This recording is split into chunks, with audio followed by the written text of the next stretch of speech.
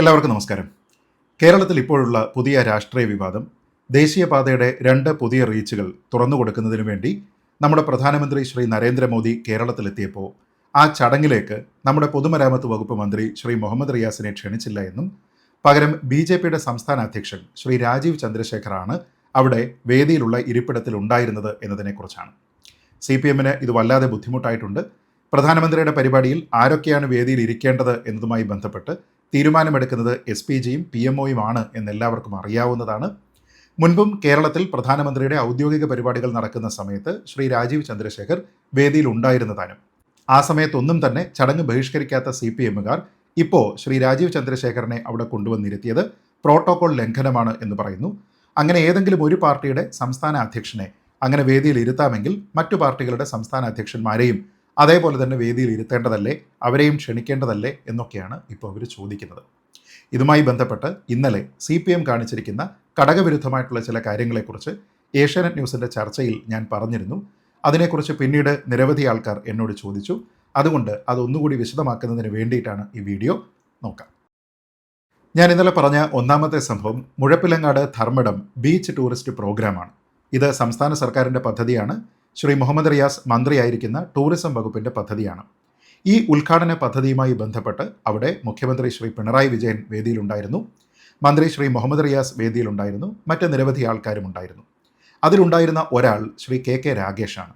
ഈ ചടങ്ങ് നടക്കുന്ന സമയത്ത് ശ്രീ രാഗേഷ് പാർട്ടിയുടെ കണ്ണൂരെ ജില്ലാ സെക്രട്ടറിയാണ്. അതല്ലാതെ അദ്ദേഹത്തിന് മറ്റൊരു പദവികളുമില്ല. വേണമെങ്കിൽ അദ്ദേഹം മുമ്പ് രാജ്യസഭാ MP ആയിരുന്നു എന്ന് പറയാം. പക്ഷേ ആ പേരിലൊന്നുമല്ല അദ്ദേഹം ആ ചടങ്ങിൽ പങ്കെടുത്തത്. ആ ചടങ്ങിൻ്റെ ഔദ്യോഗികമായിട്ടുള്ള ലിസ്റ്റിൽ അദ്ദേഹത്തിൻ്റെ പേരുണ്ടായിരുന്നില്ല എന്നാണ് പിന്നീട് മനസ്സിലാക്കുന്നത്. പക്ഷേ എങ്കിൽ പോലും ശ്രീ KK രാഗേഷ് അവിടെ വേദിയിലുണ്ടായിരുന്നു. ഉദ്ഘാടന ചടങ്ങിൽ ഉൾപ്പെടെ അദ്ദേഹം മുഖ്യമന്ത്രിക്കൊപ്പം വേദി പങ്കെടുക്കുകയും ചെയ്തു. പിന്നീട് ഈ സംഭവം വിവാദമായിരുന്നു. എന്തുകൊണ്ടാണ് ഒരു പാർട്ടിയുടെ മാത്രം ജില്ലാ സെക്രട്ടറിയെ സംസ്ഥാന സർക്കാരിൻ്റെ ഔദ്യോഗിക പരിപാടിയിലേക്ക് വിളിക്കുന്നത് എന്നുള്ള ചോദ്യമുണ്ടായിരുന്നു. ആ സമയത്ത് ശ്രീ രാഗേഷ് സ്വയം ഡിഫെൻഡ് ചെയ്തു. ഒപ്പം ശ്രീ EP ജയരാജനെ പോലെയുള്ള മുതിർന്ന നേതാക്കളും അദ്ദേഹത്തിനെ ന്യായീകരിച്ച് രംഗത്തെത്തിയിരുന്നു. അദ്ദേഹം കണ്ണൂരെ പ്രഗത്ഭനായിട്ടുള്ള രാഷ്ട്രീയ നേതാവാണ്, അദ്ദേഹം മുൻ രാജ്യസഭ MP ആണ് എന്നൊക്കെ പറഞ്ഞിരുന്നു.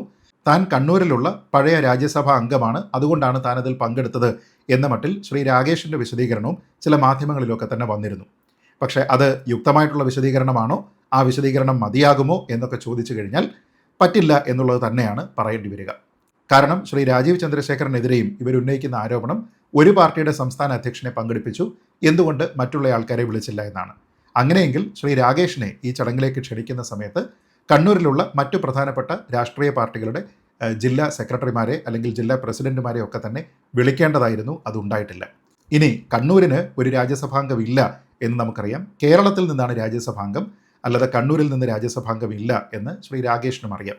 ഇനി രാജ്യസഭാംഗമായിരുന്നു എന്നുള്ളത് ഒരാളിനെ ഒരു ചടങ്ങിലേക്ക് ഔദ്യോഗികമായി ക്ഷണിക്കാൻ മതിയായ കാരണമാണ് എങ്കിൽ 18 വർഷം 3 ടേമുകളിലായി രാജ്യസഭാംഗമായിരുന്നയാളാണ് ശ്രീ രാജീവ് ചന്ദ്രശേഖർ. ആ ന്യായം പറഞ്ഞുകൊണ്ട് CPMന് ശ്രീ രാജീവ് ചന്ദ്രശേഖറിനെ എതിർക്കുകയും ശ്രീ KK രാഗേഷിനെ ന്യായീകരിക്കുകയും ചെയ്യാൻ കഴിയില്ല എന്നുള്ളതാണ് ഒന്നാമത്തെ വസ്തുത. ഇനി രണ്ടാമത്തെ കാര്യം നമ്മുടെ സാംസ്കാരിക വകുപ്പ് സംഘടിപ്പിച്ച ഒരു പരിപാടിയാണ്. നമുക്കറിയാം അതിൻ്റെ മന്ത്രി ശ്രീ സജി ചെറിയാനാണ്. ദാദാ സാഹിബ് ഫാൽക്കെ സമ്മാനിതനായ നമ്മുടെ നടൻ ശ്രീ മോഹൻലാലിന് സംസ്ഥാന സർക്കാരിൻ്റെ ഔദ്യോഗികമായി ആദരം നൽകുന്ന പരിപാടി. മലയാളം വാനോളം ലാൽ സലാം എന്ന് പേരിട്ട ആ പരിപാടിയാണ്. ഔദ്യോഗികമായ ആ ചടങ്ങിൽ വേദിയിലുള്ളത് മുഖ്യമന്ത്രി ശ്രീ പിണറായി വിജയനാണ്. സാംസ്കാരിക മന്ത്രി ശ്രീ സജി ചെറിയാൻ അടക്കമുള്ള നിരവധി ആൾക്കാർ അവിടെയുണ്ട്. അതിൽ പങ്കെടുത്തിരിക്കുന്ന ഒരാൾ ഇതേപോലെ തന്നെ ഈ ചടങ്ങിൻ്റെ ഔദ്യോഗിക ക്ഷണിതാക്കളിൽപ്പെട്ടയാളല്ല, പക്ഷേ അതിൽ പങ്കെടുത്തയാൾ ശ്രീ MV ഗോവിന്ദനാണ്. അദ്ദേഹം ഒരു സിറ്റിംഗ് MLA ആണ്, പക്ഷേ അദ്ദേഹം തിരുവനന്തപുരത്തെ MLA അല്ല. അതുകൊണ്ട് തന്നെ ഒരു പ്രോട്ടോകോൾ പ്രകാരവും ശ്രീ MV ഗോവിന്ദൻ അവിടെ വേദിയിൽ ഉണ്ടായിരിക്കേണ്ടത് ആവശ്യമില്ല. ഇനി ശ്രീ രാജീവ് ചന്ദ്രശേഖറിനെതിരെ പറയുന്ന അതേ ന്യായം ഉപയോഗിച്ചാൽ ഒരു പാർട്ടിയുടെ സംസ്ഥാന സെക്രട്ടറിയെ ഈ ഒരു ചടങ്ങിലേക്ക് വിളിക്കാമെങ്കിൽ എന്തുകൊണ്ട് മറ്റ് പാർട്ടികളുടെ സംസ്ഥാന സെക്രട്ടറിമാരെ, പ്രസിഡന്റുമാരെ ഈ ചടങ്ങിലേക്ക് വിളിച്ചില്ല എന്ന സ്വാഭാവികമായിട്ടുള്ള ഒരു ചോദ്യം അവിടെയുണ്ട്. ആ ചടങ്ങിന് നന്ദി പറഞ്ഞപ്പോൾ KSFDCയുടെ ചെയർമാൻ ശ്രീ MV ഗോവിന്ദൻ്റെ പേരും പരാമർശിച്ചു എന്ന് അന്ന് മാധ്യമങ്ങൾ റിപ്പോർട്ട് ചെയ്യുകയും ചെയ്തിരുന്നു. ഇനി മൂന്നാമത്തെ സംഭവം അത് ആലപ്പുഴ ജില്ലയിലെ തോട്ടപ്പള്ളി നാലുചിറ പാലത്തിൻ്റെ ഉദ്ഘാടനമാണ്. നമുക്കറിയാം ഇത് പൊതുമരാമത്ത് വകുപ്പിൻ്റെ പരിപാടിയാണ്. മന്ത്രി ശ്രീ മുഹമ്മദ് റിയാസാണ്. ഇതുമായി ബന്ധപ്പെട്ട ഔദ്യോഗിക പോസ്റ്ററാണിത്. ഈ പോസ്റ്ററിൽ നമ്മൾ മുഖ്യമന്ത്രി ശ്രീ പിണറായി വിജയനെ കാണുന്നുണ്ട്, വകുപ്പ് മന്ത്രി ശ്രീ മുഹമ്മദ് റിയാസ് ഉണ്ട്, അതുകൂടാതെ മറ്റ് 2 മന്ത്രിമാർ ശ്രീ സജി ചെറിയാനുണ്ട്, ശ്രീ P പ്രസാദ് ഉണ്ട്. ഇനി അവരോടൊപ്പം അവിടുത്തെ ലോക്സഭാ MP ഉണ്ട്, MLA ഉണ്ട്. അതിൽ ഏറ്റവും അവസാനം ഇരിക്കുന്നയാളിൻ്റെ പേര് ശ്രീ ജി സുധാകരൻ എന്നാണ്.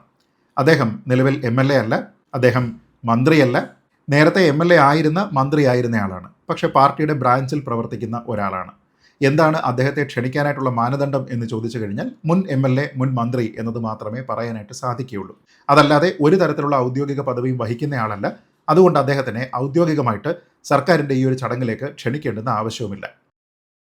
ഇനി അദ്ദേഹം മുൻ MLA അല്ലെങ്കിൽ മുൻ മന്ത്രിയായിരുന്നു എന്നതിൻ്റെ അടിസ്ഥാനത്തിലാണ് അദ്ദേഹത്തിനെ ക്ഷണിക്കുന്നത് എന്ന് വെച്ചാൽ ശ്രീ രാജീവ് ചന്ദ്രശേഖർ നേരത്തെ പറഞ്ഞതുപോലെ 3 ടേമുകളിലായി 18 വർഷം രാജ്യസഭാ അംഗമായിരുന്നു എന്നത് മാത്രമല്ല, അദ്ദേഹം മുൻപ് കേന്ദ്രമന്ത്രിയുമായിരുന്നു. അങ്ങനെ നോക്കിക്കഴിഞ്ഞാൽ ശ്രീ രാജീവ് ചന്ദ്രശേഖരനെയും CPM പറയുന്ന ഇതേ ന്യായം ഉപയോഗിച്ച് തന്നെ ആ വേദിയിലേക്ക് ക്ഷണിക്കാവുന്നതാണ്. ഇവിടെ പറഞ്ഞു വന്നത്, നിങ്ങൾ ഏതെങ്കിലും ഒരു വിഷയത്തിൽ ഇതിനെ എതിർക്കുകയും മറ്റുള്ള വിഷയങ്ങളെ ന്യായീകരിക്കുകയും ചെയ്യാനായിട്ട് പാടില്ല.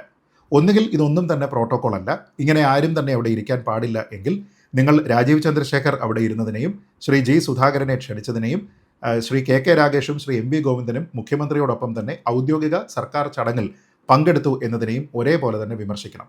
ഇതിൽ 3 സംഭവങ്ങളെ ന്യായീകരിക്കുകയും രാജീവ് ചന്ദ്രശേഖർ പങ്കെടുത്തതിനെ മാത്രം എതിർക്കുകയും ചെയ്താൽ അതിൻ്റെ പേര് ഇരട്ടത്താപ്പ് എന്നാണ്. ഇത് ഏതെങ്കിലും തരത്തിലുള്ള പ്രോട്ടോകോൾ വയലേഷൻ ആണോ എന്ന് ചോദിച്ചാൽ അല്ല. കാരണം സാധാരണ പ്രോട്ടോകോൾ പറയുന്നത് ഒരു സ്ഥലത്ത് അല്ലെങ്കിൽ ഒരു ഡിപ്പാർട്ട്മെൻറ്റിൻ്റെ പരിപാടി നടക്കുമ്പോൾ പ്രോട്ടോകോൾ പ്രകാരം, ചിട്ടപ്രകാരം ആരെയൊക്കെയാണ് വിളിക്കേണ്ടത് എന്നുള്ളതാണ്. അങ്ങനെയുള്ള ആൾക്കാരെ ഒഴിവാക്കുന്നതിനാണ് പ്രോട്ടോകോൾ ലംഘനം എന്ന് പറയുന്നത്. അതിന് മുകളിലേക്ക് മുഖ്യമന്ത്രിയും പ്രധാനമന്ത്രിയും ഒക്കെ തന്നെ പങ്കെടുക്കുന്ന ചടങ്ങിൽ ആരൊക്കെ പങ്കെടുക്കണം, അവർ വേദിയിൽ എവിടെ ഇരിക്കണം എന്നൊക്കെ തീരുമാനിക്കുന്നത് PMOയും CMOയും അതേപോലെ SPGയും പോലീസും ഒക്കെ തന്നെയാണ്. അതുകൊണ്ട് തന്നെ അതിലെന്തെങ്കിലും തരത്തിലുള്ള കണ്ണുകടി ഉണ്ടായതുകൊണ്ട് പ്രത്യേകിച്ച് ഒന്നും തന്നെ ചെയ്യാനില്ല എന്നുള്ളതാണ് ഇതിൻ്റെ ഏറ്റവും പ്രധാനപ്പെട്ട സത്യം. ഇനി അടുത്ത സംഭവം, അത് ഈ വർഷം ജനുവരി മാസം 23-ാം തീയതി കേരളത്തിൽ നടന്നതാണ്. പ്രധാനമന്ത്രി പങ്കെടുത്ത ചടങ്ങാണ്. നമ്മുടെ ഗവർണർ ശ്രീ രാജേന്ദ്ര ആർലേക്കറും മുഖ്യമന്ത്രി ശ്രീ പിണറായി വിജയനും അടക്കമുള്ള പ്രധാനപ്പെട്ട സംസ്ഥാന നേതാക്കളൊക്കെ തന്നെ ഈ ചടങ്ങിൽ പങ്കെടുത്തിരുന്നു. അത് അമൃത് ഭാരത് എക്സ്പ്രസിൻ്റെ കേരളത്തിൽ നിന്നുള്ള ഉദ്ഘാടനമാണ്. ആ ചടങ്ങിൽ സംസ്ഥാനത്ത് നിന്ന് മുഖ്യമന്ത്രി ശ്രീ പിണറായി വിജയനോടൊപ്പം നമ്മുടെ LSG വകുപ്പ് മന്ത്രിയായിട്ടുള്ള ശ്രീ MB രാജേഷ് പങ്കെടുത്തു.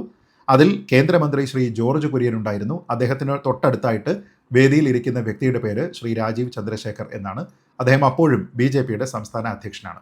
അതായത് BJPയുടെ സംസ്ഥാന അധ്യക്ഷനെ ക്ഷണിക്കുന്ന ഒരു ചടങ്ങിൽ, മറ്റു പാർട്ടികളുടെ സംസ്ഥാന അധ്യക്ഷന്മാരെ ക്ഷണിക്കാത്ത ഒരു ചടങ്ങിൽ ഒപ്പം പങ്കെടുക്കുന്നതിനോ വേദി പങ്കിടുന്നതിനോ മുഖ്യമന്ത്രി ശ്രീ പിണറായി വിജയനോ ശ്രീ MB രാജേഷിനോ അന്ന് യാതൊരു വിധത്തിലുള്ള ബുദ്ധിമുട്ടും ഉണ്ടായിരുന്നില്ല എന്നുള്ളതാണ് വസ്തുത.